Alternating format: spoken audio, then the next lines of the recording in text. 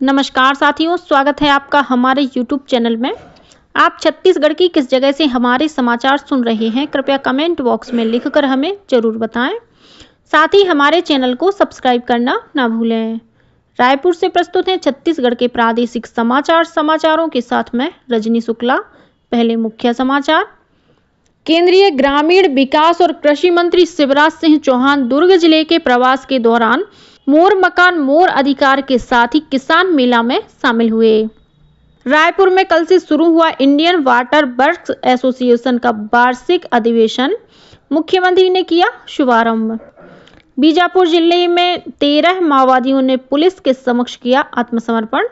और मुंगेली जिले के सरगांव इलाके के स्मेल्टर प्लांट में गुरुवार को हुई दुर्घटना के बाद से जारी है राहत और बचाव कार्य।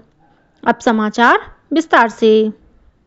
केंद्रीय ग्रामीण विकास और कृषि मंत्री शिवराज सिंह चौहान कल अपने छत्तीसगढ़ प्रवास के दौरान दुर्ग जिले के नगपुरा में आयोजित मोर मकान मोर अधिकार कार्यक्रम में शामिल हुए।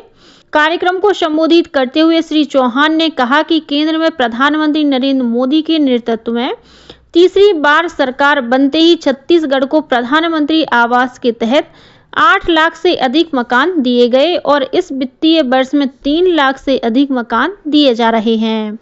केंद्रीय मंत्री ने बताया कि प्रधानमंत्री आवास की पात्रता के लिए केंद्र सरकार ने लोगों के हित में 3 महत्वपूर्ण बदलाव किए हैं।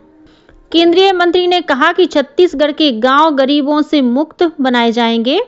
उन्होंने बताया कि कृषि योजनाओं के लिए राज्य को 182 करोड़ रुपए से अधिक दिए गए हैं। कल उन्होंने 203 करोड़ रुपए और देने की घोषणा की। इस अवसर पर मुख्यमंत्री विष्णुदेव साय, उप मुख्यमंत्री अरुण साव और विजय शर्मा भी उपस्थित थे। इससे पहले केंद्रीय मंत्री श्री चौहान ने नगपुरा स्थित प्रसिद्ध जैन मंदिर में पूजा अर्चना की। इंडियन वाटर वर्क्स एसोसिएशन का 97वां वार्षिक अधिवेशन कल से रायपुर में शुरू हो गया है। इस अधिवेशन में देश भर के 400 से अधिक जल विशेषज्ञ और अनुभवी इंजीनियर्स शामिल हो रहे हैं। अधिवेशन का उद्घाटन कल मुख्यमंत्री विष्णुदेव साय ने किया।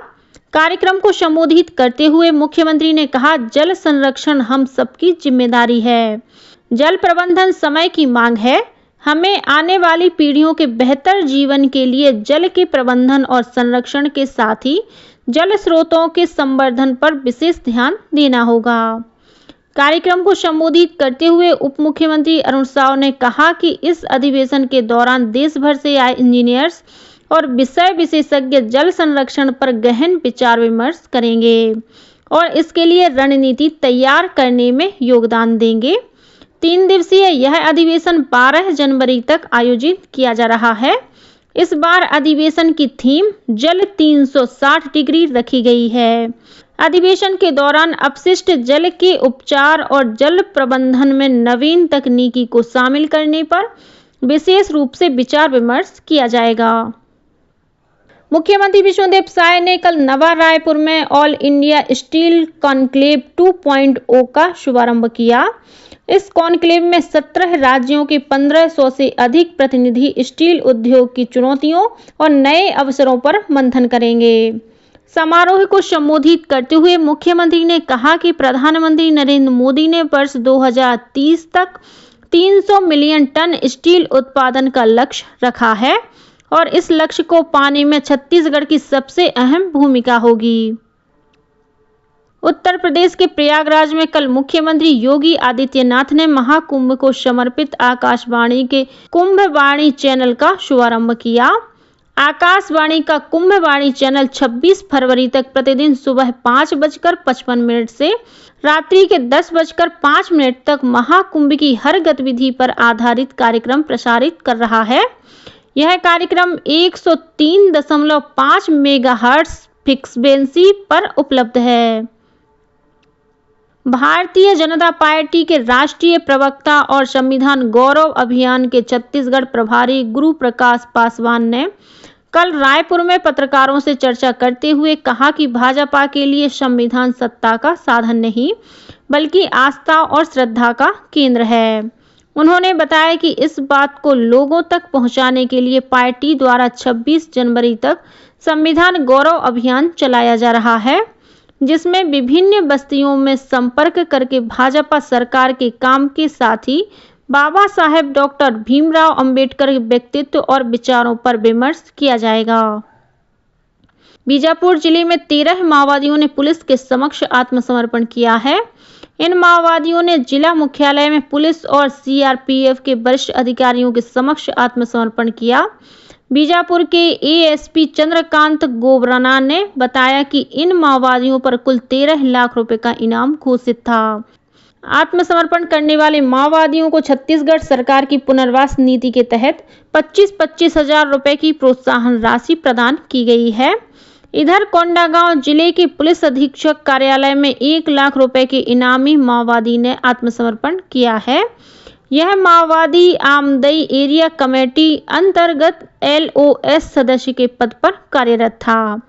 वहीं सुकमा जिले के पालीगुड़ा गुंडरराज गुड़ेम में हुई मुठभेड़ में मारे गए तीनों माओवादियों के शव बरामद कर लिए गए हैं और इनकी शिनाख्त भी हो गई है। पुलिस अधीक्षक किरण चावड़ ने बताया कि मुठभेड़ में मारे गए माओवादियों की पहचान जगरगुंडा में हुई घटनाओं के मास्टरमाइंड कोरसा महेश, माड़वी नवीन ACM पश्चिम बस्तर और अलवम भीमा ACM जोनागुड़ा के रूप में हुई है। इन माओवादियों पर 18 लाख रुपए का इनाम घोषित था। पुलिस अधीक्षक ने बताया कि घटना स्थल से 2 BGL लांचर, 1 12 बोर की राइफल और 3 टिफिन बम सहित भारी मात्रा में विस्फोटक सामग्री भी बरामद की गई है। मुंगेली जिले के सरगांव में क्षेत्र में स्थित स्लेमटर प्लांट में सैलो यानी भंडारण टैंक गिरने के मामले में पुलिस ने प्लांट के ऑपरेशन मैनेजर, प्रबंधक और इंचार्ज के खिलाफ मामला दर्ज किया है। घटना के बाद से मौके पर लगातार राहत कार्य चलाया जा रहा है। जिला और पुलिस प्रशासन के अधिकारी लगातार इस अभियान पर नजर रखे हुए हैं। गिरे हुए भंडारण टैंक को काटकर राख को निकालने का कार्य जारी है। आशंका है कि इस मलबे में कुछ मजदूर दबे हो सकते हैं। इस हादसे में अब तक 1 व्यक्ति की मौत हो चुकी है। और अब कुछ अन्य समाचार संक्षेप में। REC लिमिटेड द्वारा छत्तीसगढ़ के रायपुर जिले के 3 सामुदायिक स्वास्थ्य केंद्रों और जिला अस्पताल के लिए स्वास्थ्य उपकरणों की खरीदी के लिए 2 करोड़ रुपए से अधिक की वित्तीय सहायता दी जाएगी। सूरजपुर जिले में जमीन विवाद में हुई हिंसक झड़प में 3 लोगों की मौत हो गई है। पुलिस ने इस मामले में 7 लोगों को हिरासत में लिया है। यह घटना प्रतापपुर थाना क्षेत्र के अंतर्गत खड़गवा के जगन्नाथपुर इलाके की है। एंटी करप्शन ब्यूरो की टीम ने मुंगेली में एक प्राचार्य और क्लर्क को रिश्वत लेते हुए रंगे हाथों गिरफ्तार किया है। वहीं जसपुर में भी दूसरी कार्रवाई करते हुए ACB की टीम ने एक BEO शिक्षक और क्लर्क को रिश्वत लेते गिरफ्तार किया है। और रायपुर पुलिस ने मोमिनपारा इलाके के एक घर से 226 किलो से अधिक गौ मांस बरामद किया है। इस मामले में पुलिस ने 6 लोगों को गिरफ्तार किया है। इसी के साथ छत्तीसगढ़ के समाचारों का ये बुलेटिन समाप्त हुआ। नमस्कार।